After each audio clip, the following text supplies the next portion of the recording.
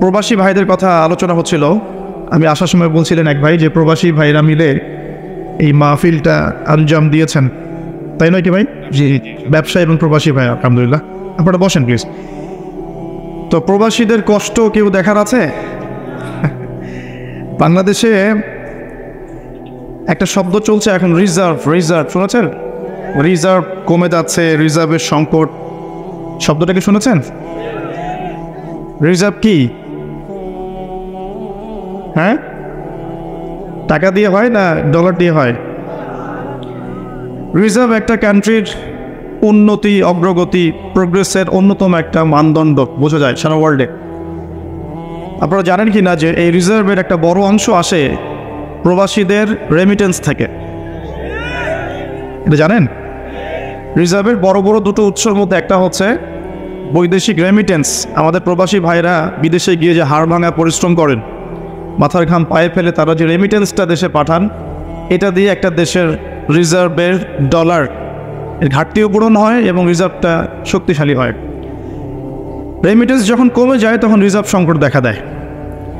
আর একটা বিষয় হচ্ছে এক্সপোর্ট ইম্পোর্ট, যেটা বৈদেশিক বাণিজ্য আমরা বলি।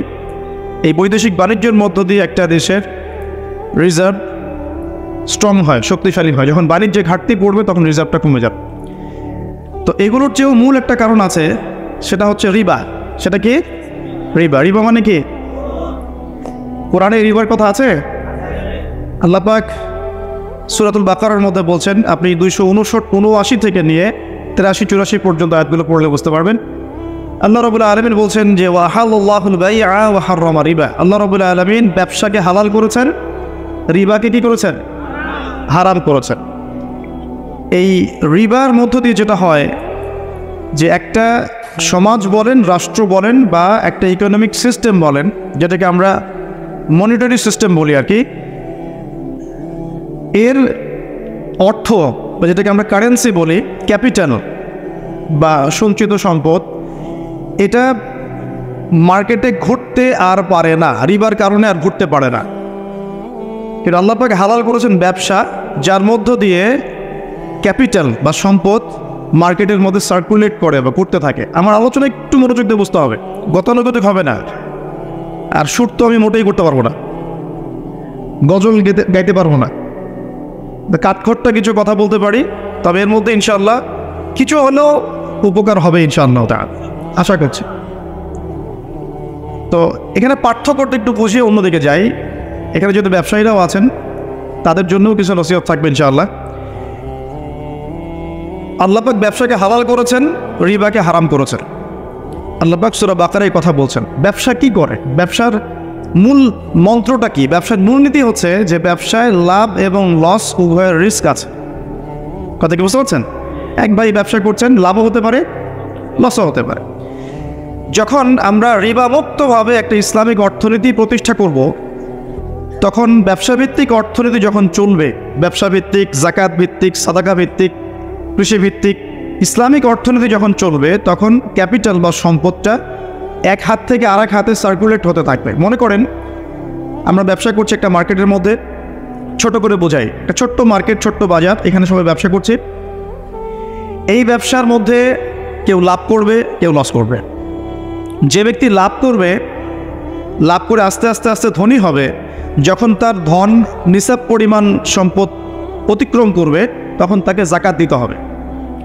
এতে করে সমাজের যে অংশের মানুষের হাতে সম্পদ নাই, সে অংশের মানুষের কাছে জাকাতের মধ্য দিয়ে সম্পদ যাবে, সম্পদ সার্কুলেট করবে সমাজে। আজকে আপনি লাভ করেছেন, কালকে আপনি লস করতে পারেন, কালকে সে লাভ করবে, আপনি লস করতে পারেন। মানে সম্পদ ঘুরতে থাকবে, হাত থেকে হাতে সম্পদ ঘুরতে থাকবে। তখন আল্লাহ রাব্বুল আলামিন ওই মার্কেটের উপরে, ওই মার্কেটটার উপরে আর রাজ্জাক, তিনি যাকে ইচ্ছা ধন দিবেন, যাকে ইচ্ছা গরিব করবেন।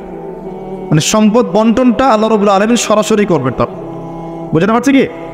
আচ্ছা, কিন্তু যদি এখানে রিবা আসে, ব্যবসার মধ্যে রিবা চলে আসে, বা মজুদদারিতে চলে আসে, বা মাপে কম দেওয়ার একটা ব্যাপার চলে আসে, বা দুর্নীতি চলে আসে, কালোবাজারি চলে আসে, তখন কি হবে? সম্পদটা মার্কেটে আর সার্কুলেট করবে না। কারণ সুদের মধ্যে লাভ লসের কোনো রিস্ক নাই। হ্যাঁ, লাভের একটা অংশ আছে, লসের কোনো রিস্ক নাই। আপনি 100 টাকা দিয়েছেন, 110 টাকা পাবেন 1 বছর পর। আপনি 200 টাকা দিয়েছেন, 220 টাকা পাবেন 1 বছর পর। এখানে কি লসের কোনো ভূমিকা আছে? লসের কোনো ভূমিকা নাই। এক্ষেত্রে কি হচ্ছে, এখানে শুধু লাভের অংশটুকু আপনি নিচ্ছেন, লসের কোনো রিস্ক আপনি নিচ্ছেন না। এতে করে কি হবে, ধনীরা আরও ধনী হতে থাকবে এবং গরিব আরও গরিব হতে থাকবে। শুধু তাই নয়, এই ধনীরা যখন জাকাতও দিবে না, তখন এই গরিবদের অবস্থা হবে একদম মানবেতর। যেটা এই ছোট্ট একটা মার্কেট দিয়ে উদাহরণ দিলাম, এই ছোট্ট মার্কেটটাকে আপনি একটা দেশ কল্পনা করতে পারেন, আবার একটা বিশ্বও কল্পনা করতে পারেন। পুরো ওয়ার্ল্ডে এই ইকোনমিক সিস্টেমটা এখন চলছে, সুদভিত্তিক ইকোনমিক সিস্টেম। আমি কি বুঝাতে পারছি ভাই? আচ্ছা, তো ব্যবসায়ী যারা আছেন তাদের প্রতি একটা নসিহত দিয়ে শুরু করে আলোচনা, সেটা হলো একটা সুসংবাদ দিয়ে শুরু করি। নবী সাল্লাল্লাহু আলাইহি ওয়াসাল্লাম একটা বিশুদ্ধ হাদিসে বলেছেন যে একজন সৎ ব্যবসায়ী, যে ব্যক্তি একজন সৎ ব্যবসায়ী, মাপে কম দেয় না, মজুদদারিতা করে না, দুর্নীতি কালোবাজারি করে না, আমানতের খেয়ানত করে না, মানুষকে ঠকায় না, এই ব্যক্তি ইনশাআল্লাহ তাআলা কিয়ামতের দিন নবীগণ, সিদ্দিকগণ, শহীদগণের সাথে হাসর করবে। চাও তাহলে ব্যবসা করে জান্নাত পাওয়ার সুযোগ নাই? আছে। ধন সম্পদ অর্জন করতে কোনো অসুবিধা নেই, কিন্তু ধন অর্জন করে ওসমান গনি রাদিয়াল্লাহু আনহুর মতো মন মানসিকতা লালন করতে হবে। ধন সম্পদ আল্লাহ পাক দিতে পারে। যখন আপনি ব্যবসা করবেন, হালাল ব্যবসা করবেন, মাপে কম দিবেন, পণ্য মজুত করবেন না, ইচ্ছাকৃতভাবে মার্কেটের মধ্যে কৃত্রিম সংকট তৈরি করবেন না। কৃত্রিম সংকট বোঝেন? এই যে একটা রাষ্ট্রের মধ্যে যখন ইকোনমিক একটা ডিজাস্টার তৈরি হয়, এর একটা বড় অংশের জন্য দায়ী হচ্ছে কৃত্রিম সংকট। ইকোনমিক্সের ভাষাটাকে কৃত্রিম সংকট বলে। মানে সমস্যা আসলে কিছু নাই, কিছু মানুষ সমস্যা তৈরি করেছে। মনে করেন কোনো সমস্যা নেই, ইকোনমি খুব সুন্দর চলছে, কিছু মানুষ তার ব্যক্তি স্বার্থের জন্যে কিছু পণ্যকে মজুত করে রেখে দিল, যে মানুষের মার্কেটে যখন ক্রাইসিস দেখা দেবে পণ্যের, তখন এটাকে ডাবল দামে বিক্রি করবে। তো সে মনে করছে এটাতে খুব, আমি তো ব্যবসা করছি, সে মনে করছে এটা তো ব্যবসা। প্রকৃত অর্থে এটা একটা প্রতারণা। নবী সাল্লাল্লাহু আলাইহি ওয়াসাল্লাম মার্কেটে গেলেন, পণ্য রাখা আছে মদিনার বাজারে, তিনি হাত ঢুকিয়ে দিলেন, দেখলেন ভিতরের অংশটা ভেজা। ওলামায়ে কেরাম যারা আছেন তারা হাদিসগুলো জানেন, ভিতরের অংশটা ভেজা। তো তিনি ব্যবসায়ীকে বলছেন যে এটা কি, ভিতরে ভেজা কেন, উপরে শুকনা কেন? তো সেই ব্যবসায়ী বলছে যে এভাবেই আমি পণ্য বিক্রি করি, যার ইচ্ছা হয় সে নিবে, যার ইচ্ছা হয় সে নিবে না। নবীজি বলছে সাল্লাল্লাহু আলাইহি ওয়াসাল্লাম, তুমি কেন এটাকে উন্মুক্ত করে দিলে না?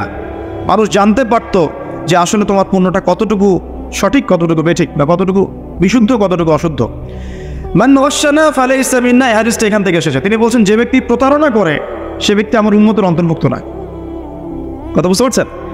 এই যে কৃত্রিম সংকট তৈরি করে প্রতারণা করেছে, সে কিন্তু উম্মতের নাম থেকে কাটা পড়ে যাচ্ছে।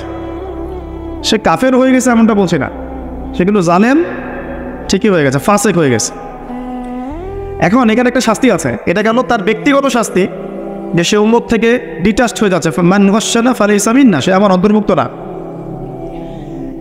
নবীজি বলছেন একটা হাদিসের মধ্যে সাল্লাল্লাহু আলাইহি ওয়াসাল্লাম, যে প্রতারক যারা মিথ্যা কসম করে পণ্য বিক্রি করে, ব্যবসায়ী মানুষকে ঠকায়, মাপে কম দেয়, কিয়ামতের মাঠে এদের অবস্থা এমন হবে যে এই কানের লতি পর্যন্ত এদের ঘামে ডুবে থাকবে।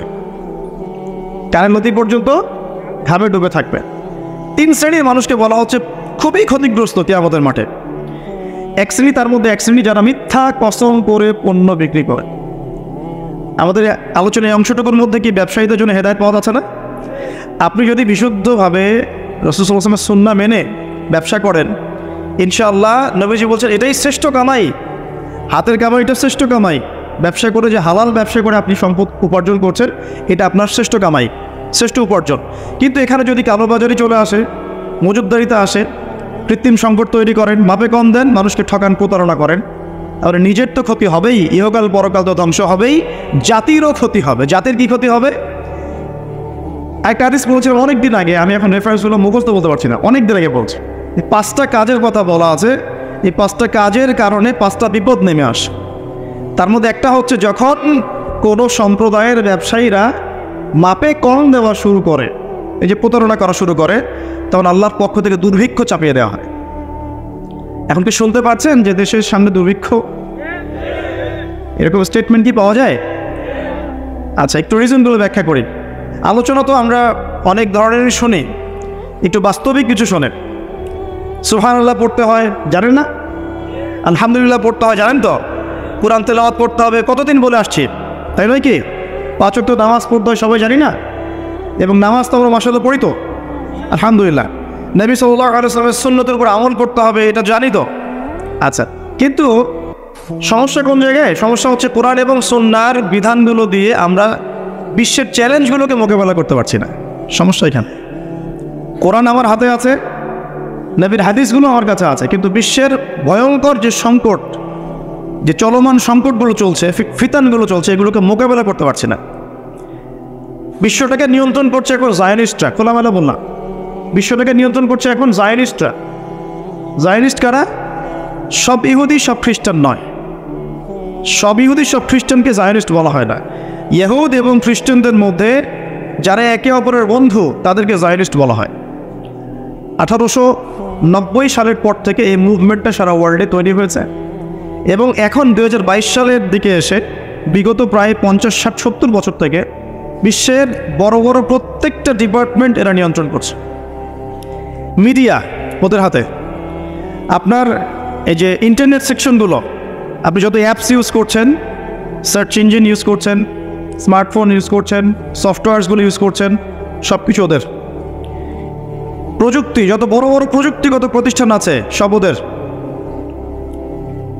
মিসাইলস, যত নিউক্লিয়ার মিসাইলসগুলো আছে, পাশাপাশি পারমাণবিক এবং থার্মোনিউক্লিয়ার বলে, নিউক্লিয়ার এবং থার্মোনিউক্লিয়ার যত অস্ত্রগুলো আছে বেশিরভাগই ওদের কাছে। পৃথিবীর সবচেয়ে দামি সম্পদ এখন হচ্ছে ব্ল্যাক গোল্ড, অয়েল বলা হয়। এটা সবচেয়ে বেশি রিজার্ভ ওদের কাছে আছে মাটির নিচে। আমেরিকার মাটির নিচে এত বেশি তেল আছে যেটা দিয়ে সে আগামী আরও 20 বছর চলতে পারবে যদি পৃথিবী থেকে তেল চলেও যায়। আমেরিকা কি তেল উৎপন্ন করে? কোত্থেকে দেয়? কোত্থেকে দেয়? আমাদের তেল। চলমান সংকট, ওরা নিয়ন্ত্রণ করছে ফাইন্যান্স, মানে আপনি বিশ্বের যত বিলস অ্যান্ড ইন্ডাস্ট্রিজ এবং ফ্যাক্টরিজ দেখছেন এর গোড়াপত্তন ওদের কাছে। পলিটিক্যাল দর্শনগুলো, আপনার ডেমোক্রেসি বলেন, সেকুলারিজম বলেন, কমিউনিজম বলেন, ন্যাশনালিজম বলেন, যত বড় বড় দর্শনগুলো আছে, দর্শনগুলো কিন্তু মুসলিমদের থেকে আসে নাই। আসছে নাকি? এই প্রত্যেকটা দর্শন ফিলোসফিগুলো কি মুসলিমদের থেকে আসছে নাকি? এটা পশ্চিম থেকে আসছে। কোন পশ্চিম? যেই পশ্চিমের মধ্যে ছেলে ছেলেকে বিয়ে করতে পারে। কি সুবহানাল্লাহ বলছেন নাকি? একটু আগে আমি সার্চ করে একটা নিউজ দেখে আসলাম, এই কিছুক্ষণ আগে, 2 ঘন্টা আগে একটা ঘটনা ঘটেছে। 2 ঘন্টা আগে পশ্চিমের একটা কান্ট্রির মধ্যে দেখলাম যে সমকামীদের জন্য একটা বার আছে। সমকামী তো বোঝেন, মানে গেস, হোমোসেক্সুয়াল। তো সেখানে একটা হামলা হয়েছে, সেখানে 5 জন মারা গেছে, ওদের মধ্যে হামলা। তার মানে এমন সভ্যতা যেখানে সমকামিতা নিবারণ করার জন্য আলাদা বারও হালাল। নাউজুবিল্লাহ। এই সভ্যতার কাছ থেকে আমাদেরকে শিখতে হচ্ছে এখন। ওরা আমাদেরকে শেখায় যে মানবতা কাকে বলে, তাই না? ওরা আমাদেরকে শেখায় যে মুসলিম কান্ট্রিতে মানবতা বিরোধী অপরাধগুলো হচ্ছে দমন করতে হবে। ওরা শেখায় আমাদের যেই সমাজের মধ্যে ছেলে ছেলে বিয়ে করা যায়, মেয়ে মেয়ে বিয়ে করতে পারে, নাউজুবিল্লাহ। জেনা তো ওপেন, যে যার সাথে ইচ্ছা জেনা করতে। পর্নোগ্রাফি ওদের একটা, ওদের জন্য পর্নোগ্রাফি ফরজ, ওদের জন্য পর্ন ফরজ। সারা বিশ্বে 92 বিলিয়ন ডলারের ব্যবসা করে ওরা পর্নোগ্রাফি দিয়ে। এই যে মুভিসগুলো ছড়িয়ে দেওয়া হচ্ছে না, এগুলো বিজনেস, এর পিছনে আছে ব্যবসা, অর্থ, মানি। এখানে এই পর্ন স্টার যারা মেয়েগুলা ছেলেগুলা, এরা হচ্ছে মানি মেকিং মেশিন। এরা মনে করেন খেলা হচ্ছে, 2 টিমের খেলা হচ্ছে, 11টা প্লেয়ার, এদিকে 11টা প্লেয়ার, ক্রিকেট ম্যাচই মনে পড়ে। তো এই খেলার মধ্যে একটা বাণিজ্য হয় না? হয় না? খেলাতে বাণিজ্য হয় না? জুয়া হয় না? এরপর খেলার মধ্যে যে দল জিতে তাকে কিছু টাকা প্রাইজ মানি দিয়ে ছেড়ে দেওয়া হয়। বাকি বড় অংশের বাণিজ্যটা কারা করে? যারা এই খেলাগুলোকে পরিচালনা করে। আমার কথা কি বুঝতে পারছেন? ঠিক একইভাবে এই পর্ন ইন্ডাস্ট্রির মধ্যে অ্যাক্টর অ্যাক্ট্রেস যারা আছে এরা হচ্ছে ওরকম প্লেয়ারের মতো। এরা বাণিজ্য করে, ওরা অল্প টাকা দিয়ে, ব্যাস। তো এদের এখানে এই পর্ন হচ্ছে ফরজ। এগুলো ছড়িয়ে দেওয়া হয়েছে মুসলিম বিশ্বের মধ্যে।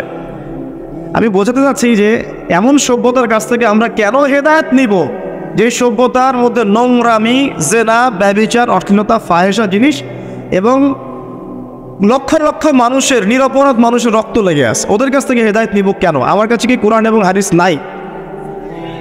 আমাদের কাছে কি কোরআন এবং রাসূলের সুন্নত নাই? এবং কোরআন এবং রাসূলের সুন্নত কি পরিপূর্ণ নয়? হ্যাঁ বলেন, আমাকে একটু কথা বলেন। কোরআন এবং সুন্নাহ কি পরিপূর্ণ না অসম্পূর্ণ? তো পরিপূর্ণ যদি হয় কোরআন এবং সুন্নাহ, সেখানে কি প্রত্যেকটা বিষয়ের সমাধান নাই? একজন মুসলিমকে এটা বিশ্বাস করে না যে কোরআন এবং হাদিসের মধ্যে সমস্ত বিষয়ের সমাধান আছে? আছে না? আমাদের মাঝে কিছু ইখতিলাফি মাসালা থাকতে পারে, পারে না? ইখতিলাফি মাসালা থাকতে পারে, সেটা অন্য জিনিস, এটা ফিকহি মাসালা, ফিকহি ইখতিলাফ, এটা ডিফারেন্ট জিনিস। এমনিতেই কোরআন এবং সুন্নাহর মধ্যে আপনার ইবাদত, পারিবারিক জীবন, সামাজিক জীবন, পলিটিক্যাল লাইফ, ইকোনমিক সেকশন, এগুলোর হেদায়েত নাই ভাই, পরিপূর্ণ না অসম্পূর্ণ? যে জাতির কাছে কোরআন এবং সুন্নাহর মতো পরিপূর্ণ অভ্রান্ত সত্যের উৎস আছে, সেই জাতিকে কেন পশ্চিমাদের কাছ থেকে হেদায়েত নিতে হবে? আমাকে এই উত্তরটা দেন, তারপর আলোচনা করুন। হ্যাঁ, ওদের কোনো কিছু যদি কোরআন সুন্নাহর সাথে মিলে যায়, কোরআন সুন্নাহর অনুকূলে হয়, প্রতিকূলে না হয়, তাহলে গ্রহণ করতে আমাদের কোনো আপত্তি নাই। কিন্তু এমন যে কোনো মতবাদ বা দর্শন বা আপনার ইজম অথবা কালচার যদি কোরআন এবং সুন্নাহর সাথে সরাসরি সাংঘর্ষিক হয়, আমরা কি গ্রহণ করব? সারা বিশ্বে ওরা সুদ ছড়িয়ে দিয়েছে, আমরা সবাই এখন সুদ খাচ্ছি। মনে করছেন যে আমরা খুব ভালো মানুষ? সুদের ছিটা ফোঁটা আমাদের গায়েও লাগছে। ইকোনমিক সেকশন নিয়ে পড়াশোনা করেন, আমি রিকোয়েস্ট করবো আল্লামা তাকি উসমানীর কিছু ইকোনমিক্সের বই আছে, পড়েন। পাশাপাশি এই যে ইন্টারন্যাশনাল মনিটারি ফান্ড সম্পর্কে পড়েন। নর্মালি যারা ইকোনমিক্সে পড়ছেন তারা প্রত্যেকটা কথা আমার বুঝতে পারবেন ইনশাআল্লাহ তাআলা।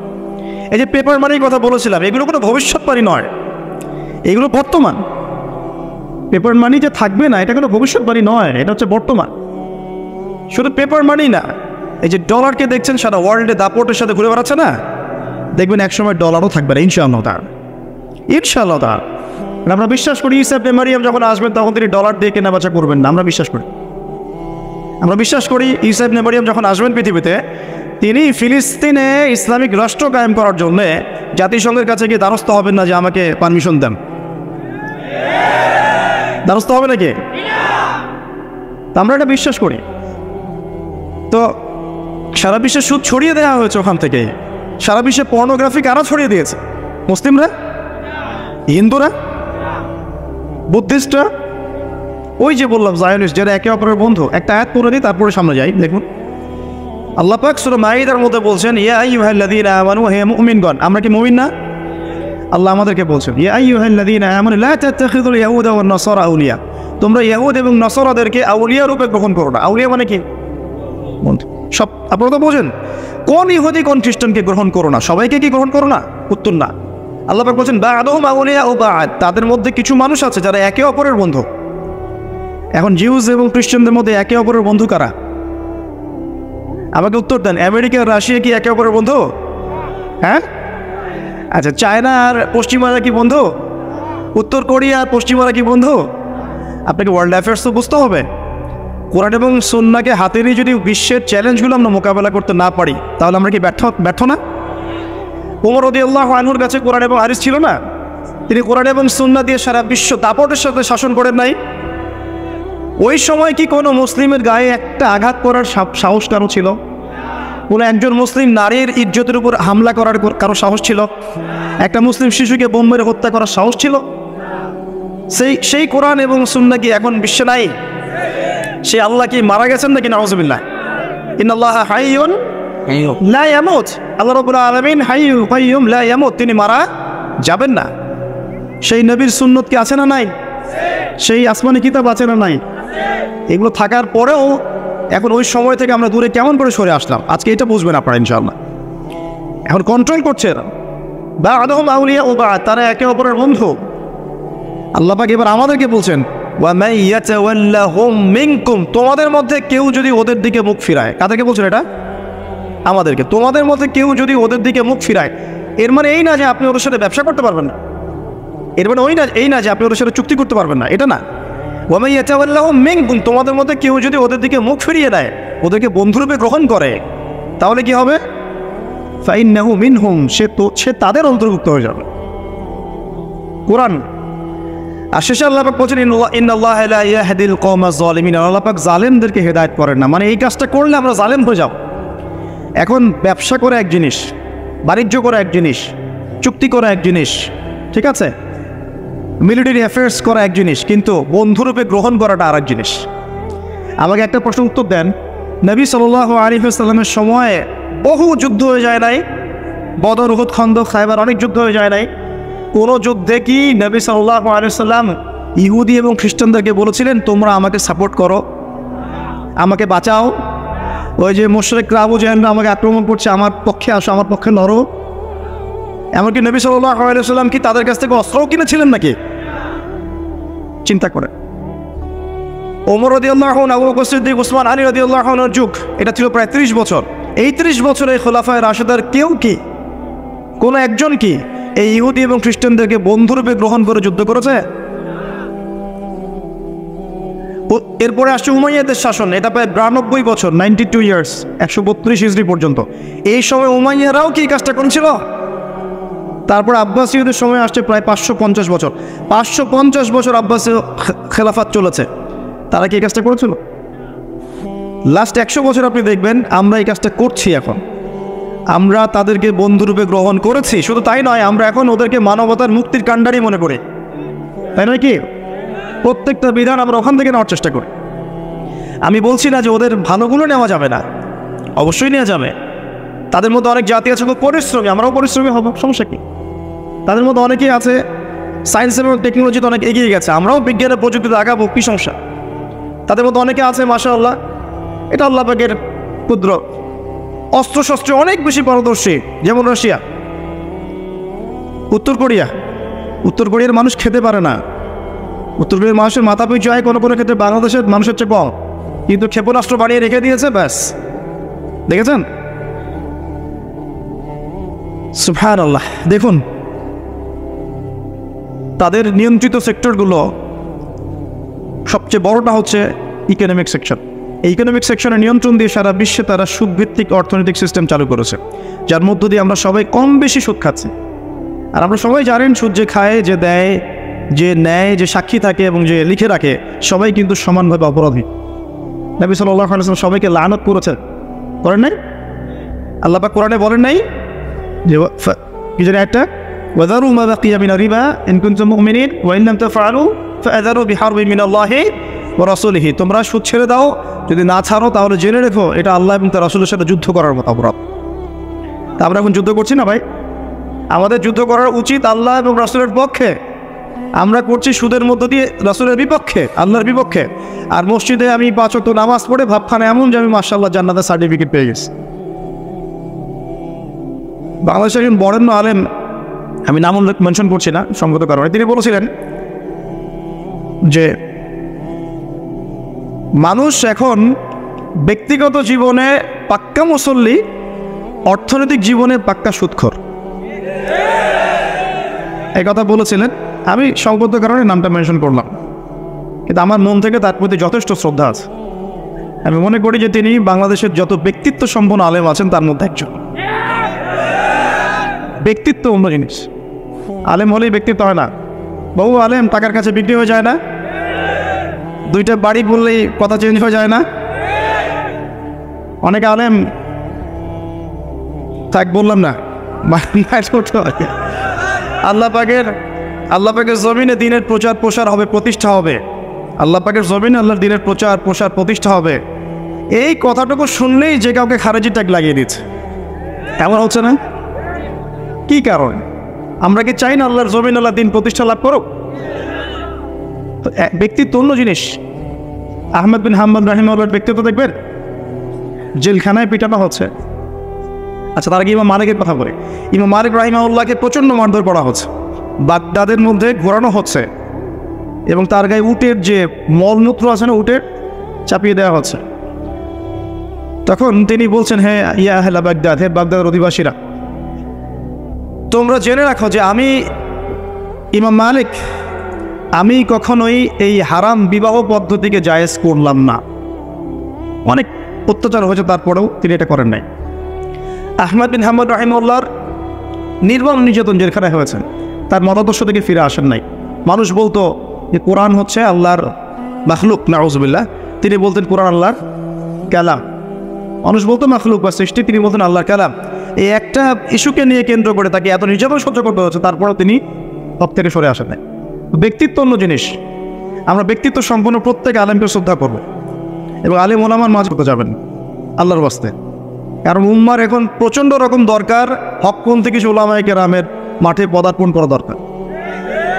হকপন্থী ওলামায়ে কেরাম যত বেশি থাকবেন সমাজে, মানুষ সঠিক দিনটা পাবে ইনশাআল্লাহ। আর আমরা যত বেশি মিডিয়ার মধ্য দিয়ে বিভ্রান্তি ছড়িয়ে একে অপরের সাথে মিসআন্ডারস্ট্যান্ডিং তৈরি করব, তত খারাপ হবে। খারাপ হবে না? ঐক্য নষ্ট হবে, শক্তি কমে যাবে। সূরা আনফাল আল্লাহ পাক কি বলেছেন? হাওয়া বেরিয়ে যাবে, তোমাদের হাওয়া বেরিয়ে যাবে। প্রিয় ভাইয়েরা, উদার হওয়ার চেষ্টা করেন, উম্মার জন্য বড় বড় কাজগুলো আগে আঞ্জাম দেওয়ার চেষ্টা করেন। ইনশাআল্লাহ ছোট ছোট বিষয়গুলো আল্লাহ পাক সলভ করে দেবেন ইনশাআল্লাহ। আর যদি কিছু বিষয় ইখতিলাফ থেকেও যায়, তারপরেও বর্তমান প্রেক্ষাপটে উম্মার স্বার্থে নিজেকে একটু সংযত করতে শেখেন। আল্লাহ রাব্বুল আলামিন আমাদের সবাইকে ঐক্যবদ্ধ হওয়ার তৌফিক দান করে নেন, আমাদের মধ্যে হৃদ্যতা ভালোবাসা দান করে দেন, যাবতীয় ভুল বোঝাবুঝির অবসান ঘটিয়ে দেবেন। যেটা বলছিলাম প্রিয় ভাইরা, আল্লাহ পাক এই শ্রেণীর মানুষকে ওলিয়া রূপে গ্রহণ করতে নিষেধ করছেন। কোন শ্রেণী? যারা একে অপরের বন্ধু, জিউস এবং খ্রিস্টানদের মধ্যে, যারা সারা বিশ্বে সুদ ছড়িয়ে দিয়েছে, যারা সারা বিশ্বে পর্ন ছড়িয়ে দিয়েছে, যারা সারা বিশ্বে ফ্রি মিক্সিং ছড়িয়ে দিয়েছে, যারা সারা বিশ্বে এডুকেশন সেক্টরে শিরিক ছড়িয়ে দিয়েছে, পলিটিক্যাল সেক্টরে শিরিক ছড়িয়ে দিয়েছে, যারা সারা বিশ্বে মুসলিমদের উপর নির্মম নির্যাতন করছে, যাদের হাতে বহু মুসলিমের রক্ত লেগে আছে। লেগে নাই? আমরা কি সত্যি সন্ত্রাসী? একজন মুসলিম কি সন্ত্রাসী হতে পারে? কোরআন এবং হাদিসের মধ্যে কোনো জায়গায় কি বলা আছে একজন নিরপরাধ মানুষকে হত্যা করতে হবে? আছে? একটা আয়াত দেখেন আমাকে, কোরআনটা হাতে নেন, নিয়ে আল্লাহর এই কালাম থেকে আমাকে একটা আয়াত দেখান, হাদিস থেকে একটা হাদিস দেখান যে নিরপরাধ নিষ্পাপ কোনো মানুষকে হত্যা করা বৈধ। কোনো আয়াত আছে? তারপরেও কেন আমরা এটা একটা শুনবো? কেন মুসলিমদেরকে সারা বিশ্বে এভাবে উপস্থাপন করা হবে? কেন মুসলিমদের মধ্যেই আপোষে বিভক্তি লাগিয়ে এইসব ইস্যু তৈরি করা হবে? নিরপরাধ মানুষকে হত্যা করা জায়েজ? কবিরা গুনাহগার মানুষকে কি হত্যা করা যাবে? যাবে? এই যে একটা শব্দ শোনেন খারেজি, এটার সম্পর্কে একটা কথা বলে দিই। খারেজি কাকে বলে? কাকে বলে? যে ব্যক্তি মনে করে বা যারা মনে করে যে কবিরা গুনাহ করলে কোনো ব্যক্তি কাফের হয়ে যায়। কথা বুঝতে পারেন? কোনো ব্যক্তি যদি বিশ্বাস করে, আকীদা রাখে, বিশ্বাস করে যে কবিরা গুনাহ করলেই কেউ কাফের হয়ে যায়, তখন তাকে খারেজি বলে। কথা বুঝতে পারছেন? কবিরা গুনাহ করলে কেউ কাফের হয়ে যায়, তাকে হত্যা করা জায়েজ, এই মতাদর্শের যারা, তাদেরকে খারেজি বলতে পারেন। কিন্তু কবিরা গুনাহ করলে কোনো ব্যক্তি কাফের হবে না, কোশ্চেন গেল না, বরং তার তওবার দরজা খোলা আছে। সে বড় জোর ফাসেক হতে পারে বা জালেম হতে পারে, তাকে আপনি হত্যা করতে পারবেন। এত স্পষ্ট করে বলার পরেও আফসোস, মানে কষ্ট পাই যে এই শব্দগুলো আমাদেরকে শুনতে হয়। এত স্পষ্ট করে ব্যক্ত করার পরেও আফসোস লাগে, কষ্ট লাগে যে কিছু মানুষ, আল্লাহ হেদায়েত দান করুক, আল্লাহ পাক বুঝ দান করুক, দোয়া করি, আমাদেরকে এই শব্দগুলো শুনতে হয়েছে। অথচ এর চেয়ে বড় বড় ইস্যুসগুলো পড়ে আছে সমাজে, এগুলো নিয়ে আমাদের মাথা ব্যথা নাই। প্রিয় ভাইয়েরা, ইকোনমিক সেকশনটা বোঝার চেষ্টা করেন। হালাল রিজিকে থাকেন, হারামে যায় না। পারবেন ইনশাআল্লাহ? 2 নাম্বার, ব্যবসা করলে সৎ ব্যবসায়ী হন, অসৎ ব্যবসায়ী হন। বিশ্বের সবচেয়ে মানবতা বিরোধী সভ্যতাকে চেনার চেষ্টা করেন, যাদের হাতে পুরো বিশ্বের এই ফাসাদগুলো জড়িত, এবং তাদের সাথে বন্ধুত্বপূর্ণ আচরণ থেকে সাবধান থাকেন। পিছন থেকে ছুরি মেরে দেবে, আপনি টের পাবেন। আমাদের ভবিষ্যৎ কি তাহলে? এখন আমাদের ভবিষ্যৎটা বলি, তারপরে করণীয় বলছি। লম্বা করবো না, অনেক রাত হচ্ছে, একটু ধৈর্য ধরেন। আমাদের ভবিষ্যৎটা কি শোনেন? মুসলিম জাতিদেরকে দিয়ে এই পৃথিবীর ইতিহাস, সভ্যতা শুরু হয়েছিল, মুসলিমদেরকে দিয়ে শেষ হবে ইনশাআল্লাহ। এটা ভবিষ্যৎ। সভ্যতা শুরু হয়েছে আদম আলাইহিস সালামকে দিয়ে, সভ্যতা শেষ হবে কার হাতে? নবী ঈসা ইবনে মারইয়ামের হাতে। সভ্যতা শুরু হয়েছে আদম আলাইহিস সালামকে দিয়ে, নবী দিয়ে, শেষও হবে একজন নবী দিয়ে ইনশাআল্লাহ। এই উম্মত মুহাম্মদ সাল্লাল্লাহু আলাইহি ওয়াসাল্লামের জীবদ্দশায় 23 বছরে জাজিরাতুল আরবে দিন কায়েম করে গেছে। করেন নাই? নবীজি প্রথমে গোপন দাওয়াত দিয়েছেন, তারপর প্রকাশ্য দাওয়াত দিয়েছেন, নির্যাতন সহ্য করেছেন, হিজরত করতে হয়েছে, পরে বদর উহুদে আসতে হয়েছে, পরে আস্তে আস্তে মক্কা বিজয় হয়েছে। তার হাতে দিন পরিপূর্ণতা লাভ করেছে। করে নাই? আল্লাহ পাক বলেননি আল-ইয়াউমা আকমালতু লাকুম দীনাকুম ওয়া আতমামতু আলাইকুম নি'মাতি ওয়া রাদিতু লাকুমুল ইসলাম দীনান। আল্লাহ পাক কি বলেন নাই? আল্লাহ পাক বলেছেন দিনকে পরিপূর্ণ করে দিয়েছে। আল্লাহ পাক বলেন নাই? আচ্ছা, দিন পরিপূর্ণ হওয়ার পরে আবু বকর সিদ্দিকের সময়, উমর রাদিয়াল্লাহু আনহুর সময়, উসমান রাদিয়াল্লাহু আনহুর সময়, আলী ইবনে আবি তালিব রাদিয়াল্লাহু আনহুর সময় ইসলাম বিজয়ী ছিল না সারা বিশ্বে? না পরাজিত ছিল? বিজয় ছিল না? এরপর খোলাফায়ে রাশেদা দীর্ঘদিন চলে গেছে। এরপর উমাইয়াদের সময় এসেছে, আব্বাসীয়দের সময় এসেছে, অটোম্যানরা এসেছে, ফাতিমিরা এসেছে, 19